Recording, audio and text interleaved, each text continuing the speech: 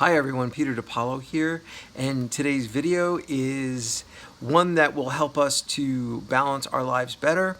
Today's video is seven ways to better mental toughness or mental strength, which will bring about many benefits in your life. So why do we want to be mentally tough? Well, because mentally tough people feel better, and we're mentally and emotionally more capable to handling those things that come up.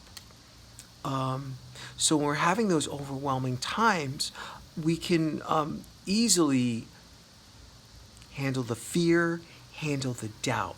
So here are 7 tips on how you can become mentally tougher. So number 1, get an emotional trash can. So if you have negative thoughts, write them down, journal them, express them in some creative way. I think a great thing to do is, as an actor, I like to act them out. So like when I'm doing a scene in where I'm getting some aggressions out, I got to tap into something that actually bothers me or bothered me. And it feels really good, and it's self-indulgent, and it really helps people identify that are going through the same thing. That's one way. Another way would be, if you don't like journaling or acting, singing. You can sing. How many times have you been hurt and then you sang a song about the heartache? You identified it to your breakup or your hurtful situation. I mean, I know I've done that a lot of times, but that's another way. Or if those ways don't work, find your own creative way. Draw it. Whatever makes you feel good. So what it's going to do, it's going to help us to go from where you are to really where you want to be, right? So we want to dump those doubts and worries. We want to get a better perspective, get clear on where we're going.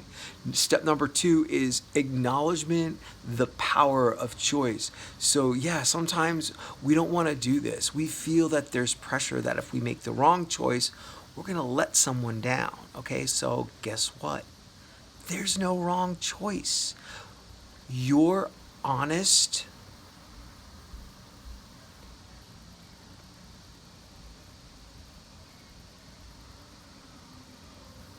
feeling, right, is what you're in sync with. I don't know if I said that right. So whatever you're in sync with and is honest resonation for you is the correct choice. There's no wrong choice. So if you're not clear, just write out a list of goals. And you want to figure out what you want to let go of, right? So that you can actually get to the place where you want to be. Great tip in building up that mental toughness. Really good. So step number 3, you want to do the difficult things first. Okay, so at some point we want to run away from those difficult situations, and I get it. Everybody's had that. Everybody's felt that way. I certainly have felt that way so many times. So it's like we have to climb this mountain, and instead of running away, we want to find maybe some support, right? Somebody who can give us strength. It could be anything that could give us strength. But look for that in your environment. And, once you get over that mountain, the other things you have to deal with are going to be so much easier. So that's why I say, take care of those difficult things first. It'll really serve you well, and you will get more done, and you will have more time to do those things, and things will breeze right by, I promise you. So tip number 4, one of my favorites, exercise, right? So even though exercise is mostly for your physical benefit, it has mental benefits too. I'm getting a little bit of that. It has great mental benefits, right? Because physical exercise will help you to establish discipline. Now, discipline is necessary in developing your mental toughness. It helps you build, just like you're building your muscle, it helps build the strength of the mind. So again, we're working out, we're doing something hard, and guess what? When you're done with the workout, the rest of your day is just going to breeze by. It's going to feel so much better. Step number 5 is consistency, right? So you can't let that negativity trip you up, right? You want to learn consistency. You want to be consistent. So learn how to so learning from our mistakes. It can be really, really unpleasant. But guess what? Your mistake, your failure is your ultimate teacher. You don't want the anxiety and stress to wear you down, okay? Because that's going to keep you from learning from your mistakes. Whatever the lesson may be, sit with your thoughts, take some time, contemplate, and experience what you're feeling. Like, let yourself feel that. Then you want to ask yourself, how do I move forward? So once you're able to do that, right? Once you're able to take that accountability, and you don't want to make those mistakes a second time, right? And it won't happen as long as you're willing to do that, okay? Number 6, you want to practice gratitude, okay? Because gratitude will increase your overall happiness. It's going to override all of the negative patterns, and it's hard to feel negative when you're grateful. And you have an open heart, right? Easily, you'll be able to focus back on your goals and your dreams and go forth and achieve them, okay? So it can be difficult to do. I know it is. A lot of times when I'm annoyed, I am still annoyed, and then I start to say that I'm grateful.